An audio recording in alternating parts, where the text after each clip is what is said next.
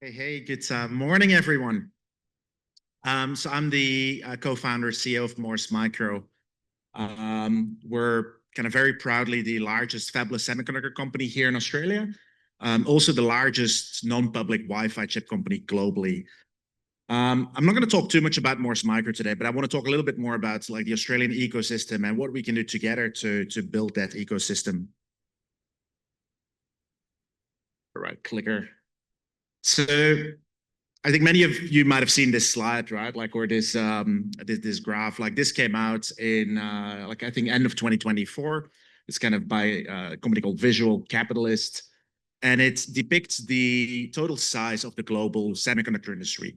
So it shows all of the public or all of the large public semiconductor companies. And actually, I really like this. And so the companies in blue are American companies. You see TSMC there in pink. You can see three multi-trillion-dollar companies.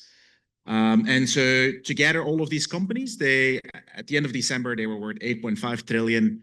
I looked up this morning. I think it's closer to 12 trillion now. So it's gone up over 40%. I think Nvidia's worth 4.4 trillion today. Broadcom 1.6, TSMC 1.5. And so it's quite amazing to look at that, right? And to see that indeed, like the world's largest industry is semiconductor based. The largest company in the world is a semiconductor company. What's also interesting to me is that over 70% of the value is in the United States. And in the United States, actually, I think it's 96 or 97% is fabless semi. Globally, it's about 80-20 split between fabless and fab. Another interesting thing is that Australia is kind of hidden in the rest of world buckets. And if you round it, it's 0%. I think I looked it up once. I think it was 0.00004%, if I remember the number of zeros correctly. And so that's strange to me, right? So I moved to Australia in 2010. I was a chip designer and came to Australia and figured out like, oh, there's nothing here. And I got lucky. When I joined Broadcom, I just acquired like G2 Microsystems, and I joined a very small team there and got to work at Broadcom developing Wi-Fi chips. And one of the interesting things as well is like most of these blue companies, there's not that many Americans working there. In fact, at Broadcom, like there's plenty of Indians and Chinese and Taiwanese and a lot of Europeans. We had Russians, Persians, but I can hardly remember any Americans working there. And so these companies, especially the fabless companies, it's all about the people that you can bring on. And so we're living here in Australia, one of the best countries worldwide. It's why can't we go build this in Australia? And at Morse, that's kind of our mission. Like that's what we're trying to do, is build an Australian semiconductor industry and put Australia on this map in the decades to come.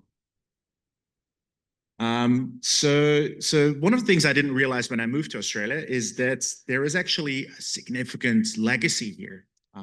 Like every Australian knows that Wi-Fi was invented in Australia by John O'Sullivan and David Skeller and Anil Westy and their teams at Cyro. And then these guys, they put a company together called Radiata back in I think 1997, where the world's first Wi-Fi 802.11a chips were built. So then Cisco bought them in 2000. All of the first Cisco access points had Australian Wi-Fi chips in them. At some point, Cisco decided they didn't want to build their own chips anymore. And so that group decided a new company called G2. And then in 2010, they got acquired by Broadcom. And so that was the time where kind of Andy, my co-founder at Morse, and myself moved to Australia. And so we started working together at Broadcom in 2010. 6 years later, we thought, how hard can it be to build our own Wi-Fi chip company? Turned out a little bit harder than we initially anticipated. But that's where the story started for Morse Micro. And we started by bringing together some of the smartest talent from around the globe. We started bringing together like some of the initial inventors, including Professor Neil Westy, John O'Sullivan, helped us build the initial Morse Micro technology.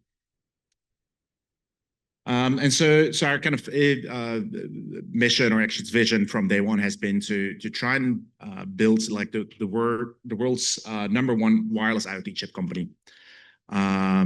We want to build on that legacy of wireless technology that came out of Australia, And also we want to really focus on this next era of IoT. These days it's called edge AI, but it's not trying to just try and compete now with Broadcom, Qualcomm, MediaTek on the fastest possible Wi-Fi chips. It's building wireless technology for Internet of Things devices, edge AI devices. So that's what we're doing. Very early days, it was just Andy and myself. Turned out we needed more people to build a Wi-Fi chip company.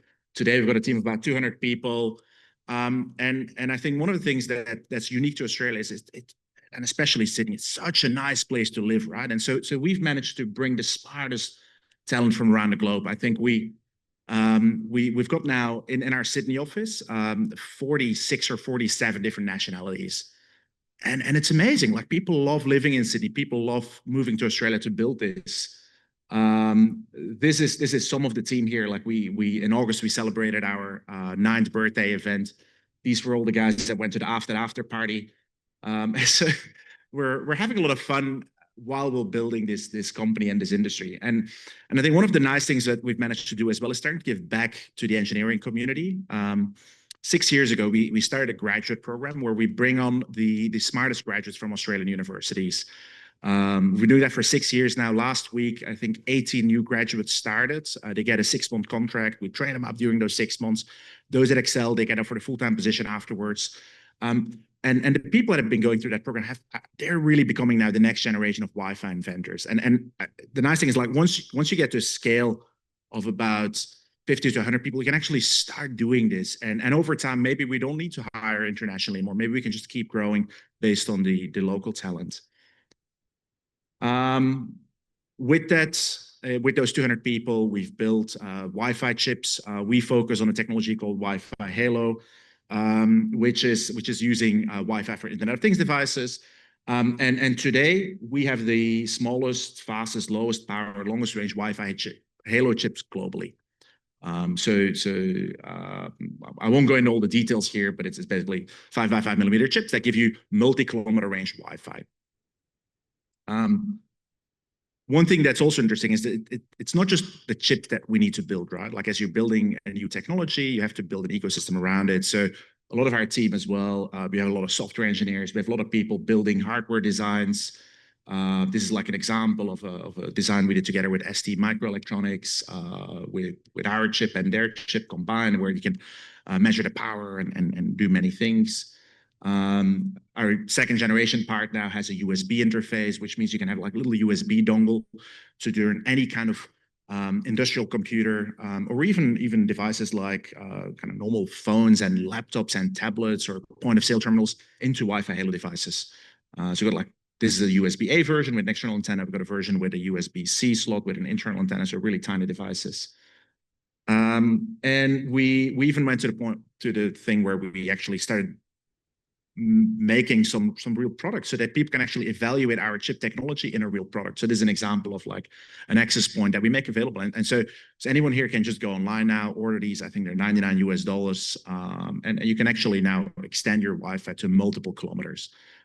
So we've seen multiple people, like especially kind of regional rural Australia, use this to extend their network coverage at their properties. So where's Morse Micro today? So just last month we announced our Series C capital raise. We've raised around $290 million so far. So we've been very lucky with the amazing investors we've had here in Australia and overseas. I think one of the challenges for semiconductor companies here is that it is in Australia, it's a very niche industry. Globally, it's one of the largest industries. In Australia, it's very niche. So I'd say like there is a good pool of capital for seed Series A stage companies, but we very quickly had to go overseas, and so today our largest investors come from Japan. And so for us, like what's next is we want to build a company that's going to be here in the next couple of decades, right? Like if I go back to that first slide, all of these companies you see in this list, they've been around for many decades.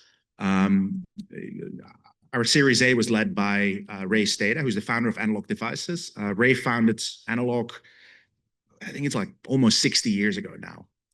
And it's amazing how these companies, they create a legacy, right? Like they're here to scale and build. And in fact, also like these companies have like gone up in value so much. When I left Broadcom, when Andy and I left Broadcom in 2016, we had to sell all of our shares that we had in Broadcom to fund Morse Micro. I think back then Broadcom was worth $30 billion when we left. Today they're worth $1.5 trillion or $1.6 trillion. It's amazing what scale you have, right? Like, and I've got no regrets. I think there's a lot of money that I dropped back then. And I'll make sure now that with Morse Micro, we can actually create like a real legacy here in Australia. If anyone's interested in what we're doing and wants to kind of follow in this journey, feel free to connect with me